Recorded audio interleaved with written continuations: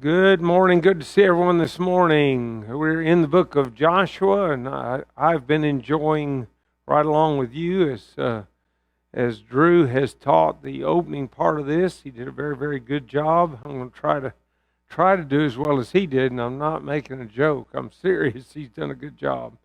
We're in chapter 3 of the book of Joshua. They now are preparing to cross over the river. And in fact, we will today, Lord willing, see that take place. So let's go to chapter 3, and almost right off the bat, we're going to make some, what I think are some interesting observations. So let's begin with verse 1. Then Joshua rose early in the morning, and they set out from Acacia Grove and came to the Jordan, he and all the children of Israel, and lodged there before they crossed over. So it was after 3 days that the officers went through the camp, and they commanded the people, saying, when you see the ark of the covenant of the Lord your God, and the priests, the Levites, bearing it, then you shall set out from your place and go after it. Now, the text doesn't really always give us everything that we would, out of curiosity, want to know. And I've talked about a number of times in different classes how the Bible uses what I call an economy of words. That is, God only really reveals what we need to know. So we've got curiosity about certain things. They were actually at Shittim, and that's the way you say that, which really is only about 7 miles from the river to begin with. So why did they break camp and move closer? Anything I say is going to be speculation, but here's my best guess. They needed to see how difficult it was going to be to cross this river. The River Jordan, under ordinary circumstances, is, well, frankly, in Mississippi, it would be not much more than a ditch. It's about 7 feet wide and not extremely deep in most places. But this is not that time of year. This is not the ordinary time of year.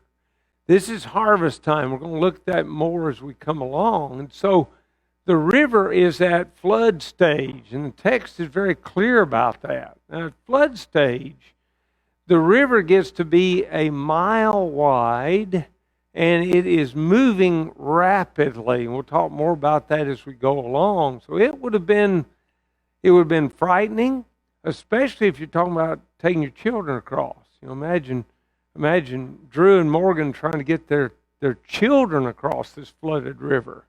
That would be scary, and yet they're all going. Everybody's going to cross except the 2.5 tribes are leaving the women and children behind. But other than that, everybody's going across. And maybe that's why they moved. Is that it? Don't know. Could be.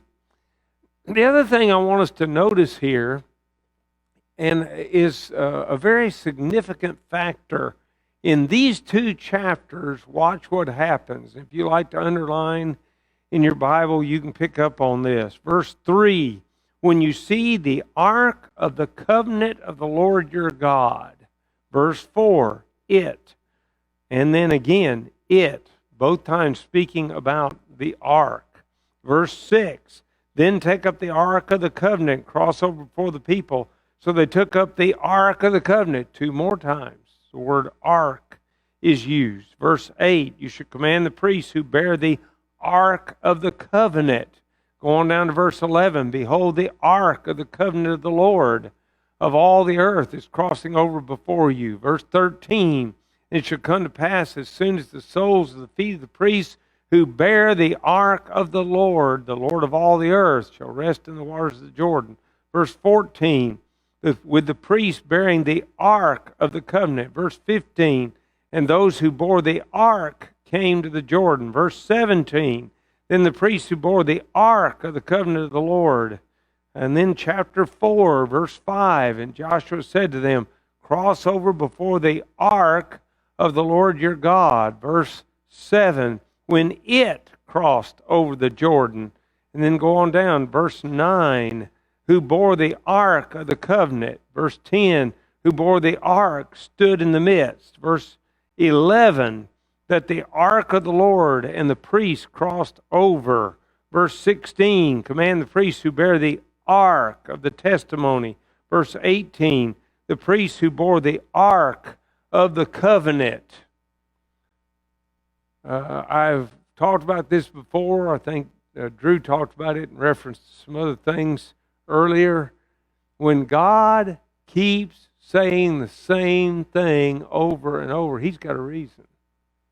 He doesn't repeat Himself because He's forgetful or because He likes to use a lot of words. We've already observed that no, He doesn't use a lot of words, frankly. So why does He keep emphasizing the ark? How are they going to cross the river? Only with God. Only with God. That ark of the covenant is a symbol of the presence of God in the midst of His people. It is the reason that the water parted. Significantly, when they crossed the Red Sea, Moses used the staff to part the waters. When they crossed the Jordan, the flooded Jordan River, Joshua uses the Ark of the Covenant. That's quite an interesting thing to observe. Now, I did notice this in Hamilton's writings on this. He has a little commentary on really all the historical books. He said the Red Sea was crossed with the enemy behind, and the place to which they should never return. The Jordan River is crossed with the enemy ahead, and the place to which they are intended to go forever.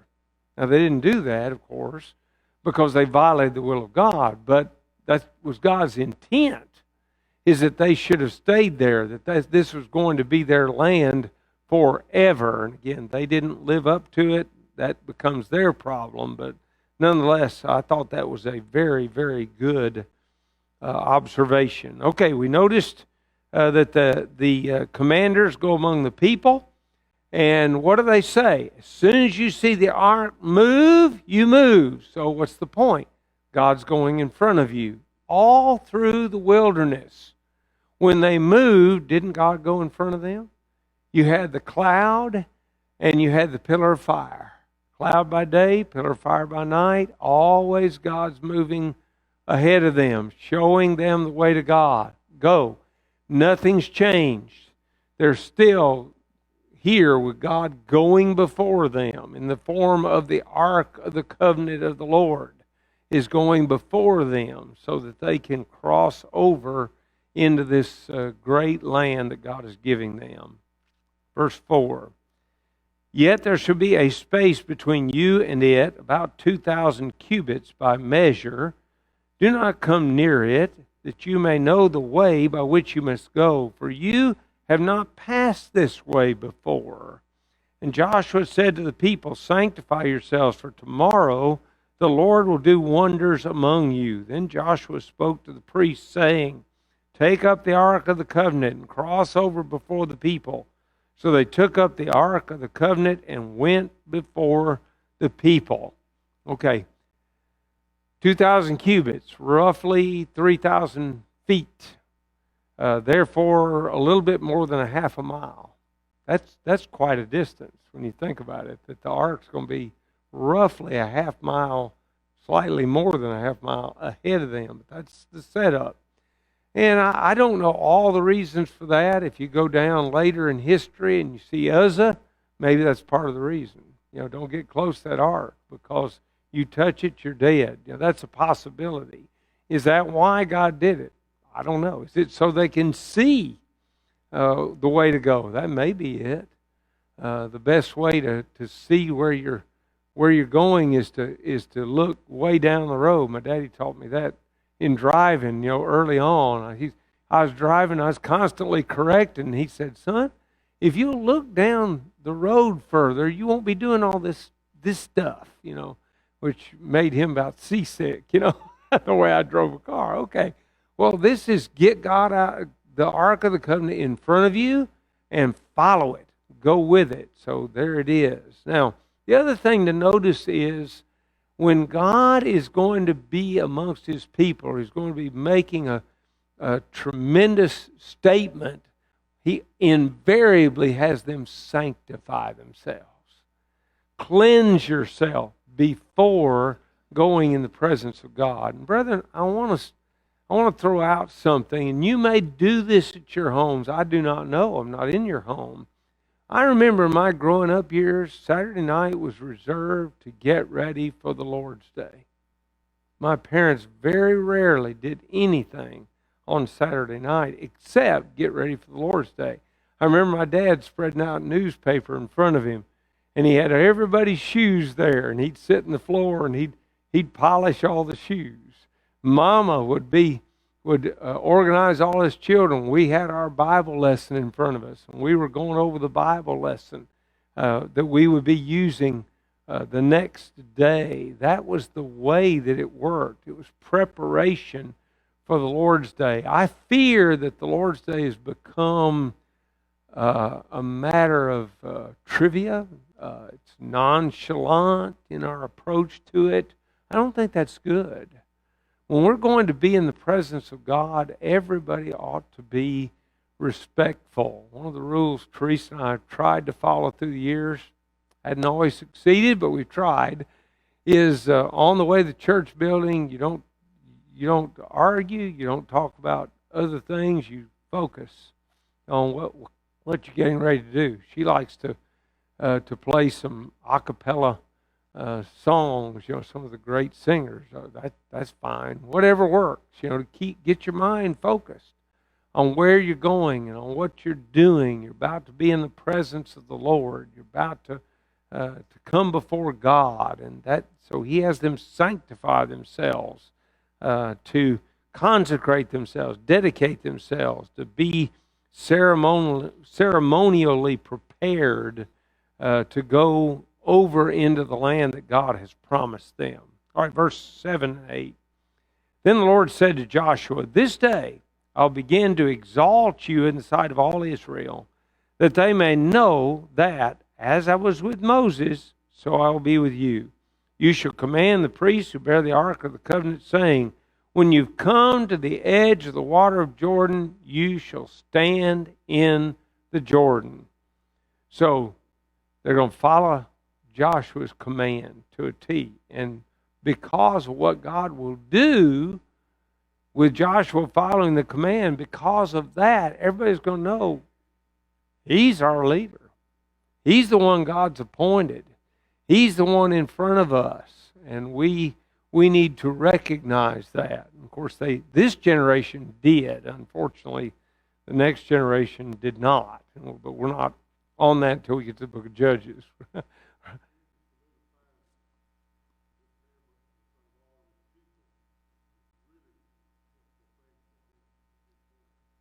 Yes. Mr. Bob said he's really solidifying the leadership of Joshua before the people. He's making it clear who is God's man here, who's God's leader, and that ought to be something that impresses us. We need to look for the leaders God wants. Even since Teresa's been in the rehab facility, we've had some interesting opportunities. In fact, I've had 3 Bible studies with one of her nurses, who happens to be a male nurse that on the weekends goes out and preaches on the street. And he thought the first day he's going to trip me up. He asked me this.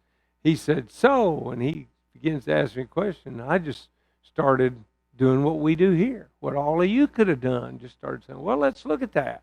And we just pieced together what the Bible had to say. Well, then the next night, he came in and asked the question a different way. It wasn't trying to trap me.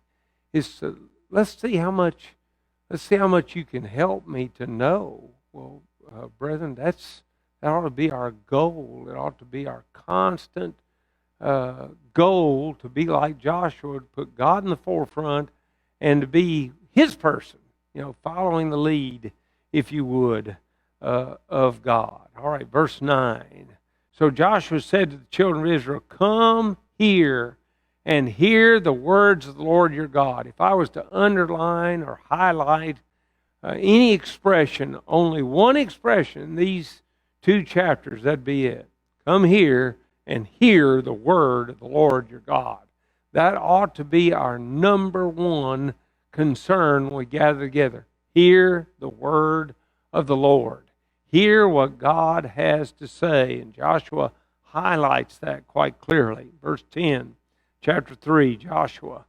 And Joshua said, "By this you shall know that the living God is among you, and that he will without fail drive out from before you the Canaanites and the Hittites, the Hivites and the Perizzites and the Girgashites and the Ammonites and the Jebusites. Behold, the ark of the covenant of the Lord of all the earth is crossing over before you into the Jordan."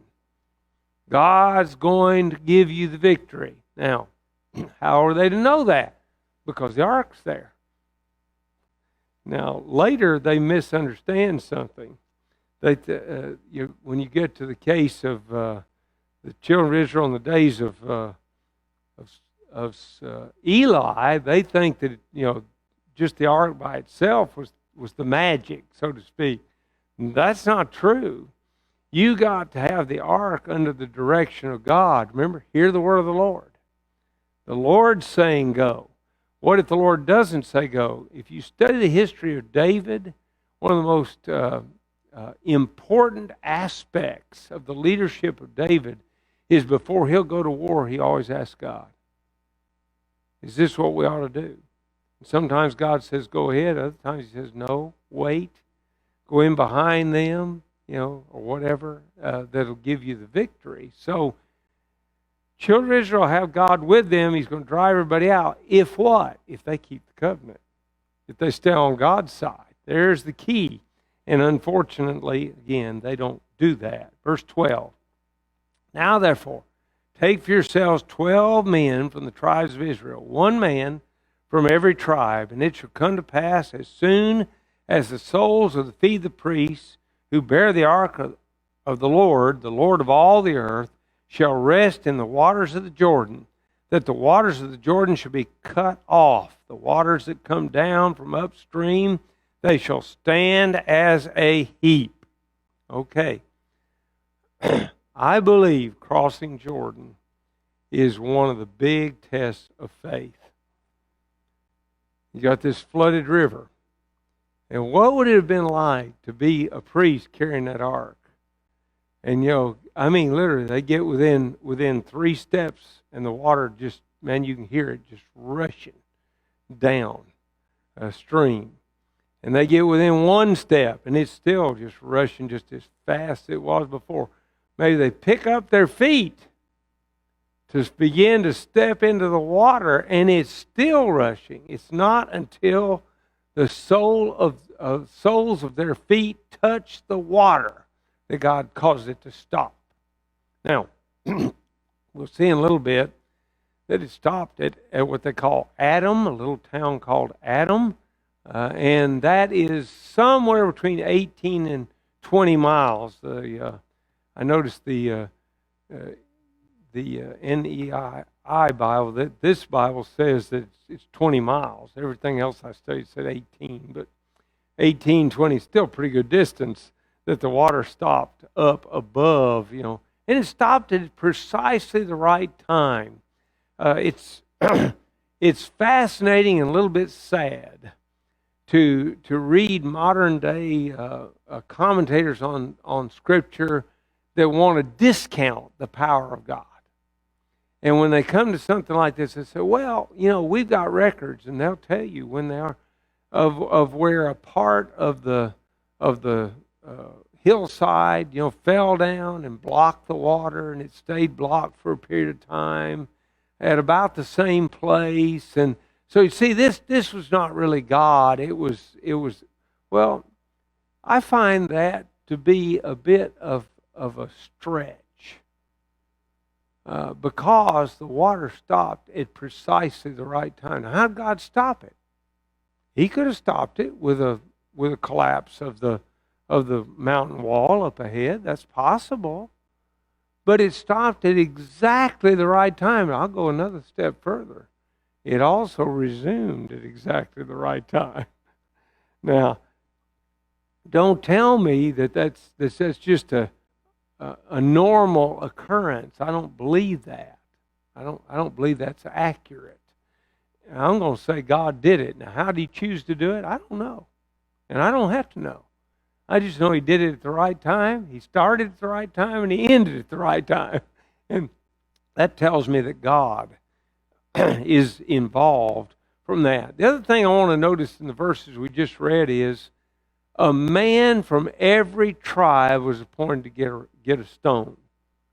No tribe is left out. One of the most important things that we can do as a people of God is to make sure everybody feels a part of the work of the Lord, that every family feels a part. Now, I'm going to suggest that part of the burden of that is on all of us. What are you willing to do? You know, if we don't know what you're willing to do, then how are we going to use you? If we don't know where your area of talent is, how are we going to use you? Someone says, well, all I know how to do is cook. Well, you know what? We need cooks. When somebody has a death in the family, we use a number of people to cook, just as an example. Somebody else says, well, all I know how to do is drive a car. Well, you know what? Sometimes we need somebody to take that food to the house. So somebody needs to drive a car, right? Sometimes somebody needs to be picked up and brought to the building. If you can drive a car, you can do that, right? See, so God wants everybody to be involved, but we've got to speak up and be ready to be involved, be a part of the family. I see that a little bit here. All right, verse 14. So it was when the people set out from their camp to cross over the Jordan, with the priests bearing the ark of the covenant before the people. And as those who bore the ark came to the Jordan, and the feet of the priests who bore the ark dipped in the edge of the water, for the Jordan overflows all its banks during the whole time of harvest, that the waters which came down from upstream stood still and rose in a heap very far away at Adam, the city that is beside Zaratan. So the waters that went down into the sea of Arabah, the salt sea, by the way, we call that the Dead Sea, failed and were cut off, and the people crossed over opposite Jericho. Then the priests who bore the ark of the covenant of the Lord stood firm on dry ground in the midst of the Jordan, and all Israel crossed over on dry ground until all the people had crossed completely over the Jordan. So this is springtime. The IVP Bible commentary, it's a Bible background commentary. It gives you a lot of historical and archaeological and geological information. And they say this is springtime. The melting snow from the anti-Lebanon mountains often creates a flood stage for the Jordan. And that's exactly what we've got right now. Two places. Here, chapter 3, and then again in chapter 4, it's made very clear the river is at flood stage right now. This is scary water. You know, we've seen some of this. You know, I hesitate to compare the Pearl to the Jordan, because the Pearl, even when it's down, is bigger than the Jordan. But have you been over that bridge? Now, it's the midst of the Jordan, and each one of you take up a stone on his shoulder according to the number of the tribes of the children of Israel, that this may be a sign among you when your children ask in time to come, saying, what do these stones mean to you? Then you shall answer them that the waters of the Jordan were cut off before the ark of the covenant of the Lord. When it crossed over the Jordan, the waters of the Jordan were cut off, and these stones shall be a memorial to the children of Israel forever. And the children of Israel did so, just as Joshua commanded, and took up 12 stones from the midst of the Jordan, as the Lord had spoken to Joshua, according to the number of the tribes of the children of Israel, and carried them over with them to the place where they lodged and laid them down there. the most significant memorials are always memorials that point to an important event. In the United States, I like going somewhere like New Orleans and seeing where the Battle of New Orleans took place. Just observe it. It's fascinating to read the history. I went one time when we were on a trip up in the Northeast, went to a place where George Washington and his troops camped. It's just interesting. I mean, there's nobody there anymore, but it's interesting to see. Maybe there's a monument that tells about what the troops did, how they stayed in that place and so forth. I love going to the old Civil War battlefields. Antietam was intriguing to me, for instance. And all of those have markers that explain what happened. Well, there's no writing on these stones. It's just a big heap of stones. But they would be a bit out of place up on the somewhere off of the bank, on where they camped. It would be odd to see those 12 stones, massive enough that each man carried it on his shoulder. This is not a pick it up in your hand kind of rock. These are big stones that are standing there. What's the point? Make children ask questions, and they're going to. You watch these little ones, and it's always very interesting to me to watch them. They're going to always ask questions. Hey, what's that? What's that? And each of them is like that. We need to cause our children to have reasons to ask questions about the Word of God. And we need to ask them questions and stimulate conversation so that they focus on what God has done for us. It is a vital, vital thing that we need to rely on. All right, verse 9, chapter 4, then Joshua set up 12 stones in the midst of the Jordan in the place where the feet of the priests who bore the Ark of the Covenant stood, and they are there to this day. Now, this day would be when the book of Joshua was written. When was that? Well, maybe 20 years later. That's a good guess. It is a guess. If you want to take another number, I'm probably going to say, well, okay. How's either one of us going to prove that? We're not going to prove it. But wait a minute. We got 12 stones that were taken to the camp, but we got 12 stones set up in the middle of the river. Now somebody said, why in this world would you set up 12 stones in the middle of the river? When the flood water comes back out, you're not going to see them. But the river's only at flood stage during harvest time. What would it be like to be going along, walking down alongside the Jordan with your son, and your son look out there and say, Daddy, what is that in the middle of the river? What are all those stones over there? Because now, see, the river's down to normal stage, and you'd be able to see some of them. You wouldn't see maybe the base, but you'd see some of them. What is it doing? It's another way of saying God helped us cross right here. This is where we went across the river. Two great memorials, both intended to remind them of God's powerful working among them. All right, begin at verse 10, chapter 4, Joshua. So the priests who bore the ark stood in the midst of the Jordan until everything was finished that the Lord had commanded Joshua to speak to the people according to all that Moses had commanded Joshua. And the people hurried and crossed over. Then it came to pass, when all the people had completely crossed over, that the ark of the Lord and the priests crossed over in the presence of the people. And the men of Reuben, the men of Gad, and the half-tribe of Manasseh crossed over armed before the children of Israel as Moses had spoken to them. About 40,000 prepared for war crossed over before the Lord for battle to the plains of Jericho. On that day, the Lord exalted Joshua in the sight of all Israel, and they feared him as they had feared Moses all the days of his life.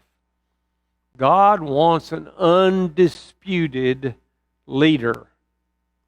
Does that change today? You can all nod your head this way. And I'm not going to preach that because I think that's going to be preached tonight. Okay? But God has an appointed spokesman today, and that's His Son. That's who's the speaker today. And everything that happened in the life of Jesus ultimately is to point to the fact, this is my Son, this is my Son, this is my spokesman, this is the one you need to pay attention to. It is time that we very kindly, but very firmly reaffirm to our religious neighbors that God never meant for a religious organization of men to decide what His people would do. God meant for His Son to do it. It's time that we highlight that. I don't let people for very long, if I keep talking to them, I don't let them call me pastor. I am not a pastor. Now, I could be, theoretically, that could happen. There are preachers who have been appointed as pastors. Gus Nichols was one for years, for example, at Jasper, but I'm not a pastor. Now, I am a euangelion. I'm a proclaimer of good news. I am that, and I'll take that title. But I'm not going to take the title pastor. And furthermore, even if I did, our elders don't have authority above God. They don't try to have authority above God.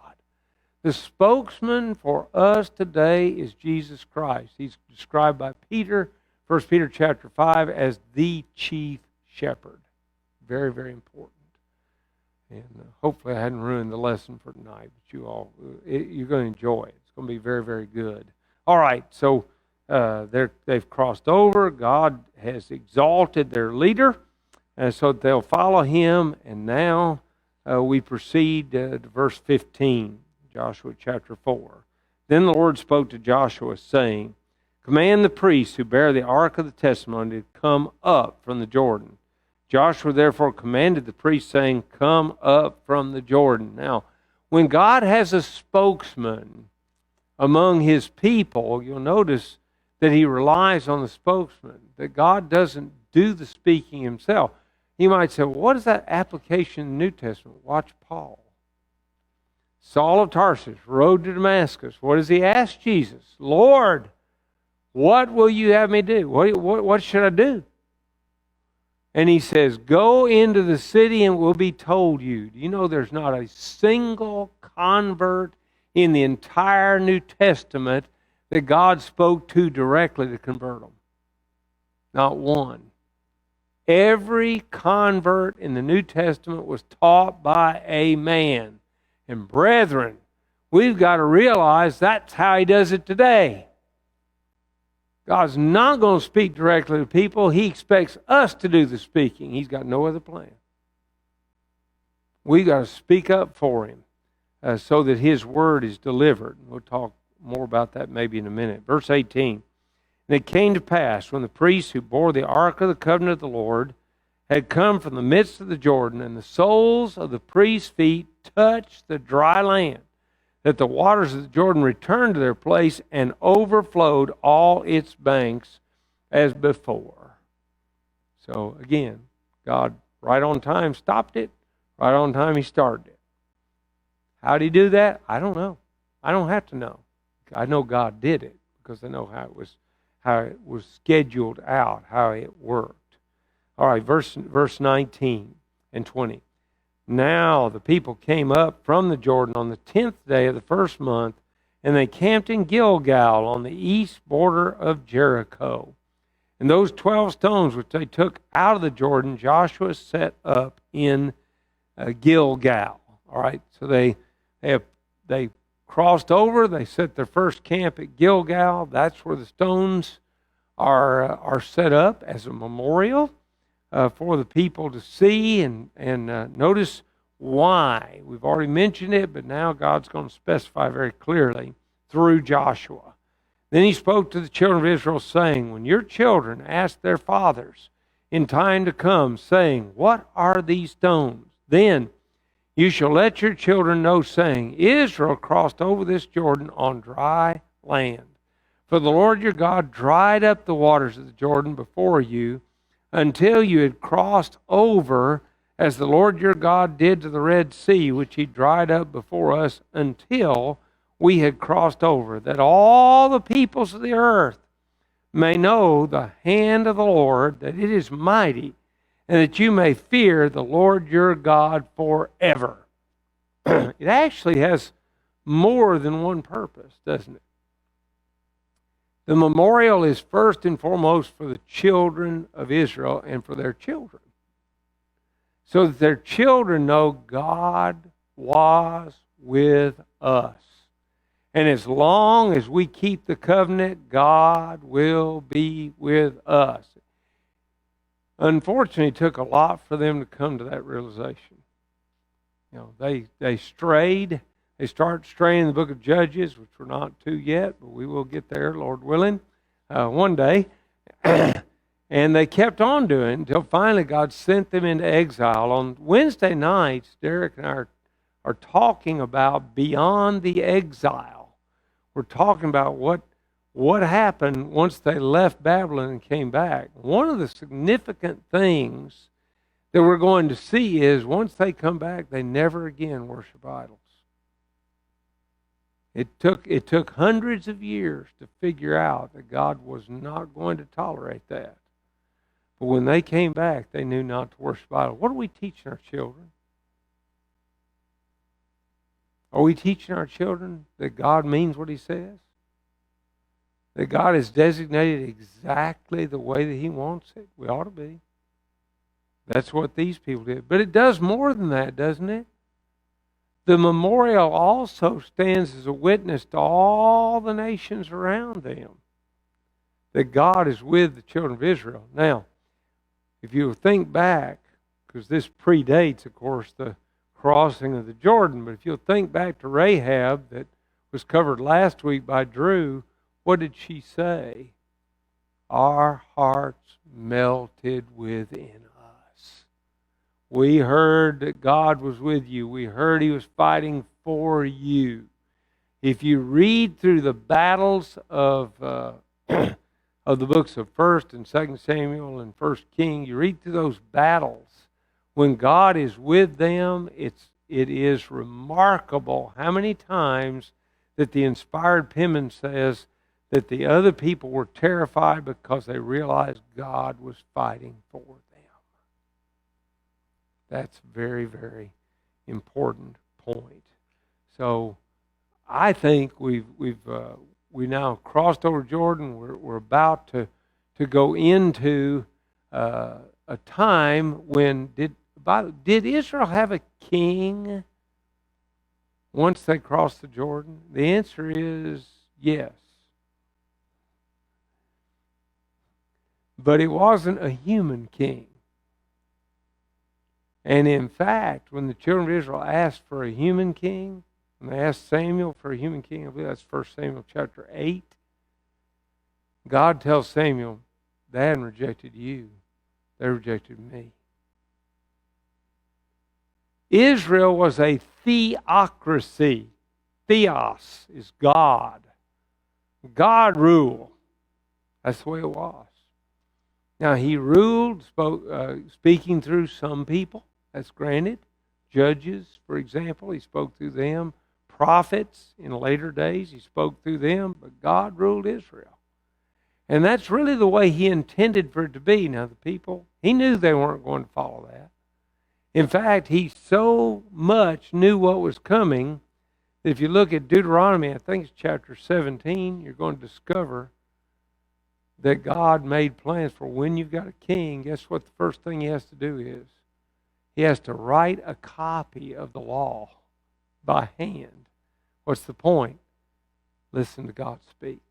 We've already seen that today. All right, I want to stop there and talk about something very important. And I have sat here all of last quarter and watched as Andy got up week after week and said, how many of you have made a contact this past week? And I'll be honest with you, as a member of this family, it was embarrassing. Because there were very few people that raised their hand said they made a contact. So I'm going to beg you today that let's make a change. I'm going to begin with something a bit odd. How many of you have internet access? Would you please raise your hands? How many have internet access? Okay, that's almost everybody. Now, I don't know if you got a Facebook page, and frankly, if I could find another way to communicate with people, I would give it up. I'm dead serious. I'm tired of their shenanigans. I'll be honest. But a lot of people are on there. Do you know how to share? If you do, then this week, by next Sunday, if we ask for a show of hands, everybody made a contact. If you shared one thing we've done here, you could share class, you could share morning worship, you could share evening worship, you can share 5 minutes in the Word. That's 5 days that we do that. You could share Wednesday night Bible study. Do that one time at least. And next week you say, I did make a contact for the Lord. You may not know who you contacted, because I don't know who all looked at my Facebook page. But even with Teresa in the hospital, and it's been a challenge, I don't think you'll find many days, if you go look, and if you know how to do this on Facebook, anybody can do it, you can see who all shared it. Most every day I still share everything, whatever we do. And I'm not in all those videos. In fact, last week, both sermons were preached by Derek, and I shared them anyway. Why? He did a good job. It's good, sound Bible teaching. Brethren, we got to get busy. Use what you got available. We're talking, there is not, I don't believe Teresa has a single nurse or nurse's aide, not one, that has not been invited to join us at Sywell Road. And it's, if they ask, well, where is it? She said, you know where Hillcrest Christian School is? She's told, I don't know how many times I've heard her tell people that. Over and over. I've already told you, I've had a study, an ongoing study with one of her nurses. You can do it. But you got to insert yourself. You got to step forward. Tell you, I hope he doesn't mind. Kevin's sitting right there. Why? Because H.D. Hood wouldn't leave you alone. He would not leave him alone. He kept talking about God and the importance of the Bible. And what does it do? Well, Kevin learned truth, didn't you?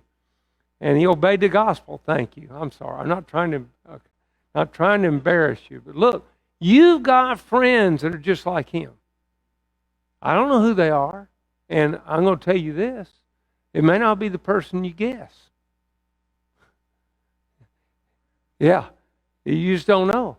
You know, we need to, in the book of James, there's an interesting word that's used there. In chapter 2, it's called face receiving. You know what face receiving is?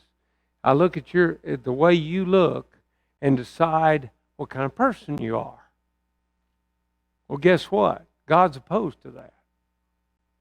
God doesn't want to know what they look like. He wants to know what the inside's like. So we need to reach out. So this week, I'm not going to ask for a show of hands. Who's made a contact? Next week, Lord willing, everybody will have made a contact. If you don't have the internet, then you're going to have to ask somebody. You know, would you study the Bible? You know, we got a great World Bible School back here. They'll be glad to send a Bible correspondence course to anybody, won't you? I know. You know, Miss Vera over there sends them. You get her another address, I think she'll send it. I feel confident she will. So let's get busy. Let's share for the Lord. All right. Take a little break. See you in a few minutes.